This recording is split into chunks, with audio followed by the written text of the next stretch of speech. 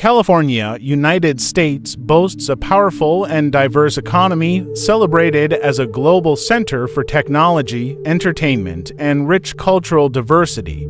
Its two major cities, Los Angeles and San Francisco, stand out as dynamic urban hubs that shape trends and wield worldwide influence. The main figure in today's video is Jaycee Gudard, born on May 3, 1980. Jaycee was a bright and charming girl who lived happily with her mother and stepfather, both of whom adored her deeply. Initially, Jaycee's family lived in Arcadia, Los Angeles. However, wanting to provide a safer environment for their children, her parents decided to move to the town of Myers, about 700 kilometers away. On a beautiful Monday morning, June 10, 1991, Jaycee's mother, Terry Probin, left home early to work her job as a typesetter at a local print shop. Jaycee, then only 11 years old, wore her favorite pink outfit and walked alone from home to her usual school bus stop. Halfway there, a gray car stopped in front of her and the driver rolled down the window. Jaycee thought the man inside just wanted to ask for directions, so she stepped closer to the car. However, unexpectedly, the man attacked her with a stun gun, causing her to become dazed and lose consciousness. Immediately after that, a woman came out of the car, quickly carried Jaycee into the car, and left the scene. This area is not far from Jaycee's house, and coincidentally her stepfather, Mr. Carl Probin, witnessed all the scenes of his daughter being shocked with the electricity and pulled her into the car right at home. He immediately chased the car, but everything happened too quickly and unexpectedly. Not only did he not catch up, he also did not have time to clearly see the license plate, but only had time to see that there were two people in the car, including a woman. Immediately after that, he quickly called the police. The U.S. police force responded very quickly. Within just a few hours, local media continuously reported on the incident and called on the public to cooperate to rescue the girl as soon as possible. Police mobilized a large force to participate in the search, including helicopters and sniffer dogs. Many volunteers also assisted in the search effort. However, unfortunately, no clues were discovered. Based on descriptions from Jaycee's classmates and her stepfather, the police attempted to sketch the suspect's portrait. However, due to the distance, the accuracy of the sketch couldn't be guaranteed. A few days later, tens of thousands of flyers and posters were distributed to businesses across the United States in hopes of finding information about the young girl. Because Jaycee loved the color pink, the whole town decorated pink ribbons as a reminder of her disappearance and also as a sign of community support for Jaycee's family. To further expand the search scope and attract the community's attention, Jaycee's mother founded an organization called Hope for Jaycee. The organization not only aims to thank volunteers, but also focuses on raising funds and support for the search campaign. Jaycee's t-shirts, sports jackets, and posters announcing the search for missing people were also widely spread, calling on everyone to join hands to help. The incident quickly attracted attention across the United States, even being featured on famous television sites at that time such as Fox News. Despite the dedicated efforts of the community and the police, Jaycee's whereabouts remained unknown. In their desperation, the police began to wonder if the perpetrator might be someone familiar with the family, and their first suspect was Jaycee's stepfather, as he was the only direct witness. They thought that if he was the mastermind, not finding Jaycee might be understandable. The police invited him to the station for questioning and a polygraph test. However, the results did not show anything unusual. Thus, the police ruled out Jaycee's stepfather as a suspect. Their next focus was her biological father, Ken Slayton. They wondered if Ken might have wanted his daughter to live with him and resorted to the drastic measure of kidnapping her. However, after investigating, they discovered that Ken didn't even know he had a daughter. He and Jaycee's mother had once been in a relationship, but after they separated, Jaycee's mother had never told him she was pregnant. Thus, Jaycee's biological father was also removed from the list of suspects. Due to not being able to find anyone suspicious, the case was stalled, and over time, the incident was gradually forgotten. It is rumored that Jaycee may have been left in a deserted place somewhere and is no longer alive. Despite the doubts and negative speculation from many, Jaycee's mother never gave up hope. She remained steadfast in her belief that her daughter was still alive. Over 1 million missing person notices for Jaycee were circulated. Over time, people have also used technology to simulate what she would look like as an adult, but Jaycee seems to have disappeared from the world without leaving any clues. So, where did Jaycee really go? What terrible ordeals did she endure? Next, let's turn back time to that fateful day, June 10, 1991. That day, after being shocked with the electricity and dragged into the car, Jaycee vaguely heard a conversation between a man and a woman. "Oh my God, we actually managed to catch her and get away. It's unbelievable." When Jaycee fully regained consciousness, she realized she was about 180 kilometers from home. The world before her had completely changed. She was held captive in a rundown shed surrounded by tattered tents covered in plastic, filled with old belongings and garbage.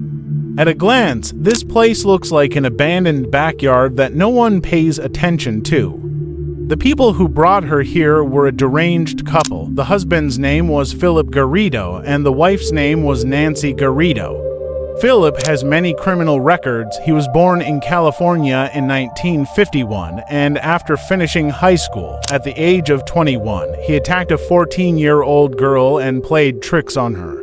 Even though she was arrested, the girl's family did not let her testify in court to protect their child's honor.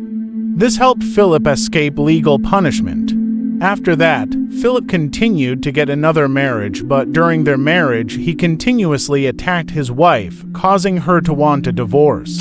He refused to give up and tried to force his wife to follow him. In the end, the wife turned to the law and the two were successfully divorced. In 1976, when Philip was 25 years old, he kidnapped a 25-year-old woman named Catherine. She was kept in a storage shed for several months and subjected to vile acts. A patrolling police officer noticed a car parked outside the shed and, feeling suspicious, decided to go inside to check. This action helped bring the matter to light.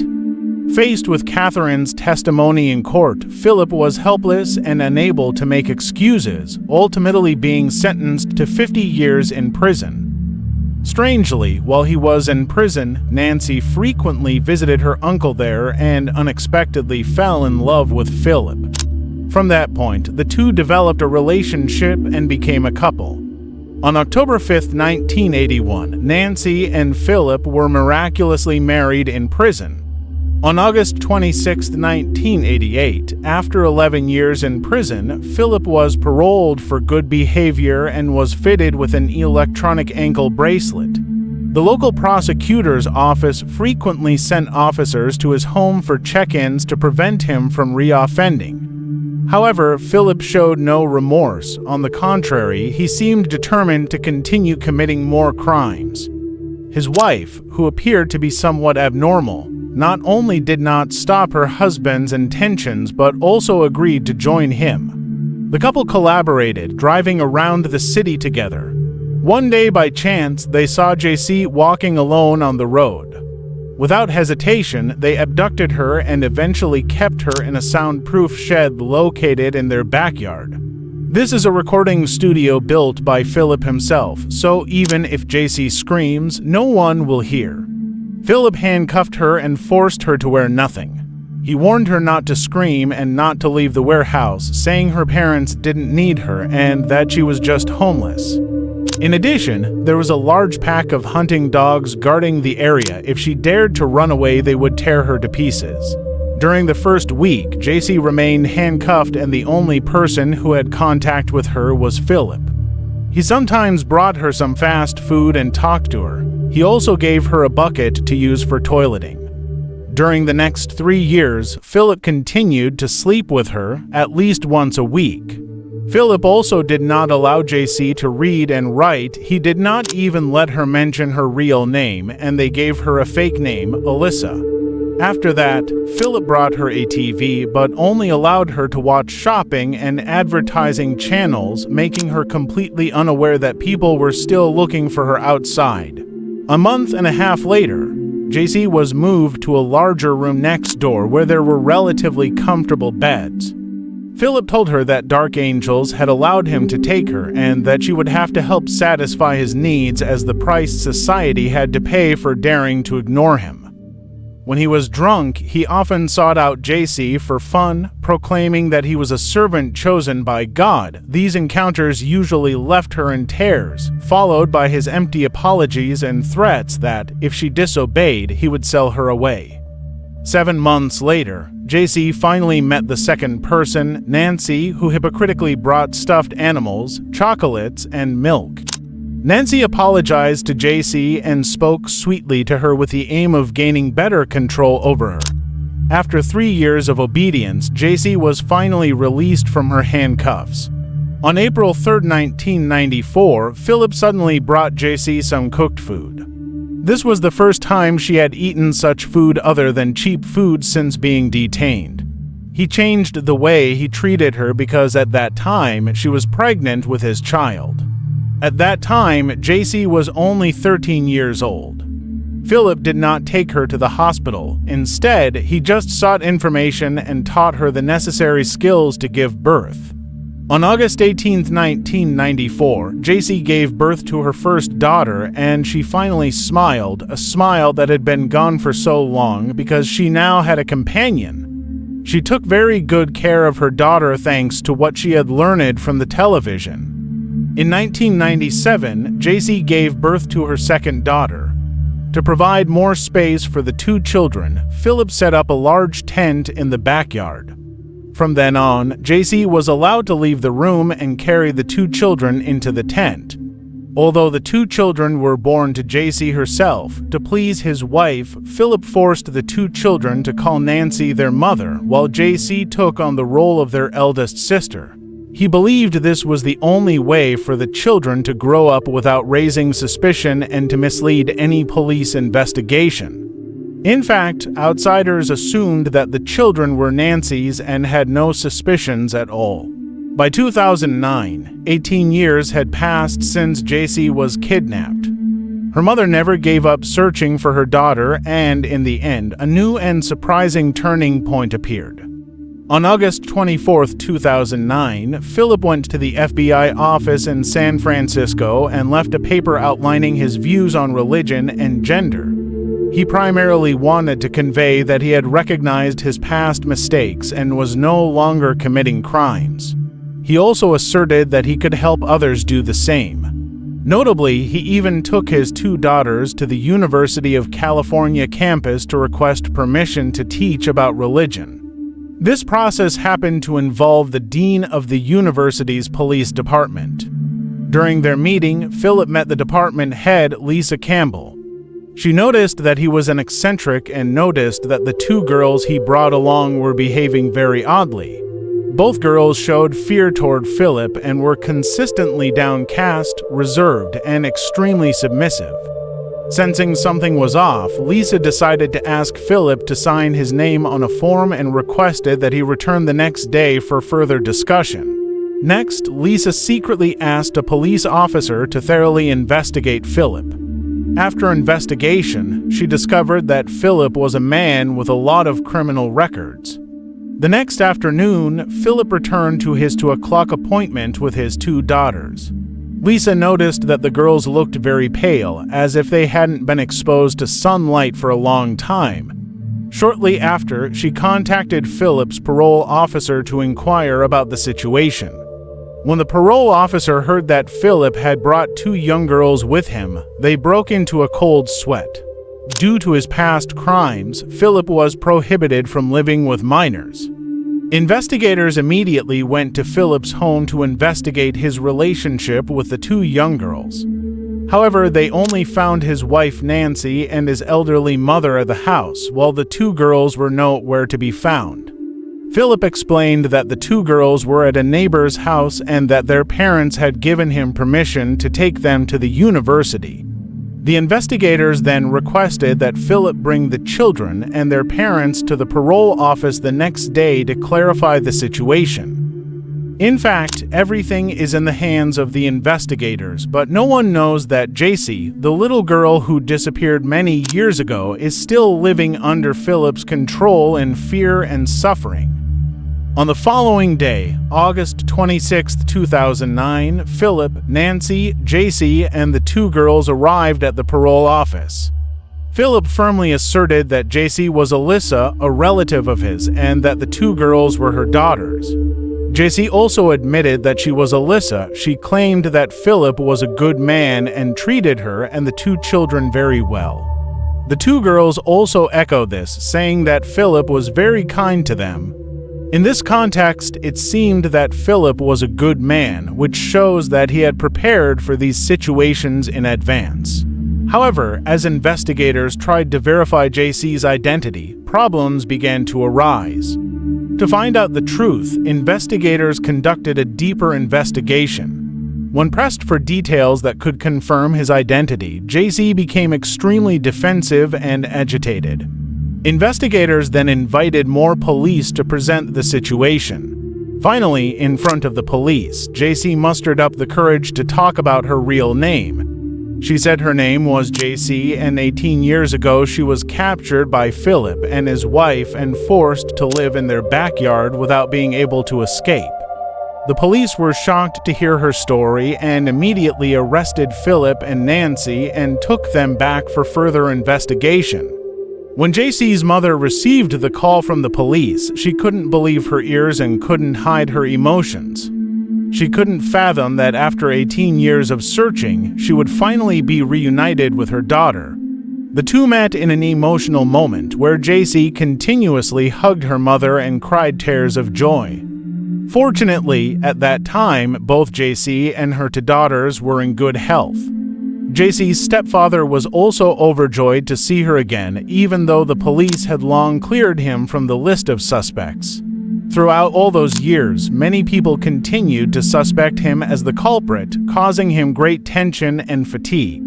The police then went to the area where Jaycee was previously held, and the scene shocked them. The conditions here are so bad, the backyard has to makeshift shacks surrounded by a lot of trash and discarded furniture. Next, it was a gray car, the car Philip used to kidnap and take Jaycee away.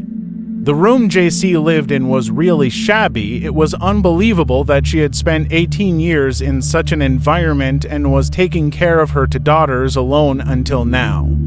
Soon after, Philip was charged with 29 counts. Initially, he pleaded not guilty, but with the overwhelming evidence presented, he eventually confessed to all charges.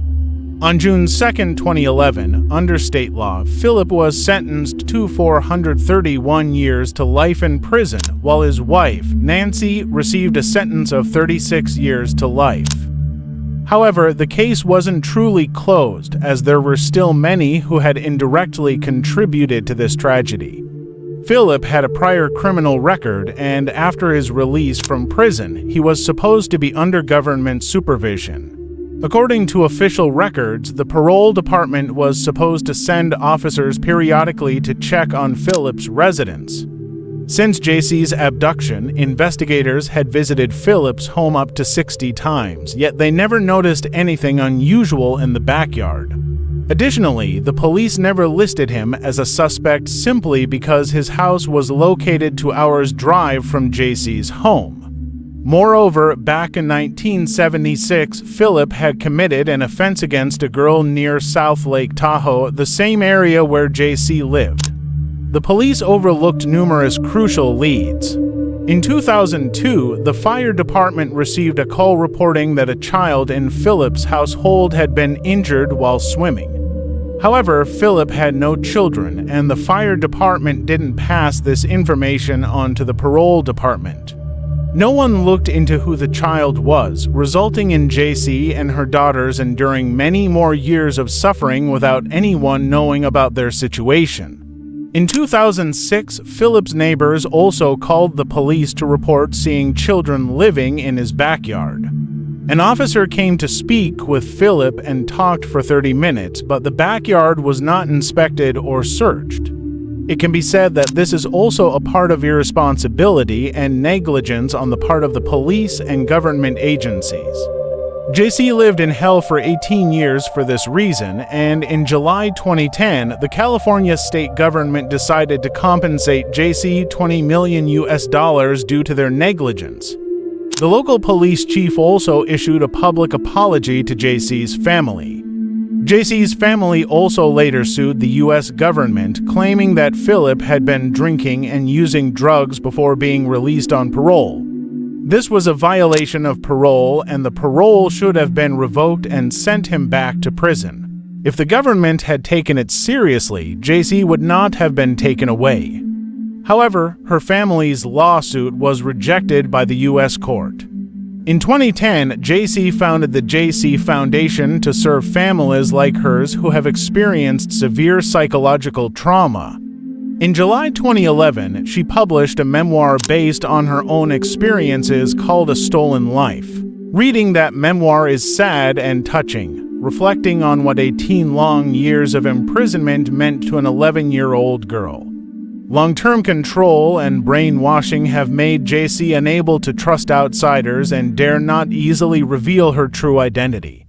After returning to her family, Jaycee went through a difficult period, but thanks to her family's help and good treatment, she quickly came out of the darkness and lived happily with her loved ones. Her story is not only a lesson in the strength of the human spirit, but also an inspiration for those facing pain and trauma. Jaycee not only survived, but became a symbol of hope and recovery. In July 2016, Jaycee published her second book, titled Freedom, My First Book. In this book, Jaycee mainly tells about her life after being rescued, as well as how she recovered and reintegrated into the world. She hopes that through the book, survivors who have gone through similar experiences will find support and encouragement in every situation. She believes that each of us holds our own key to happiness and encourages everyone to strive to maintain faith and hope. Today's video ends here. Thank you for watching and see you in the next videos.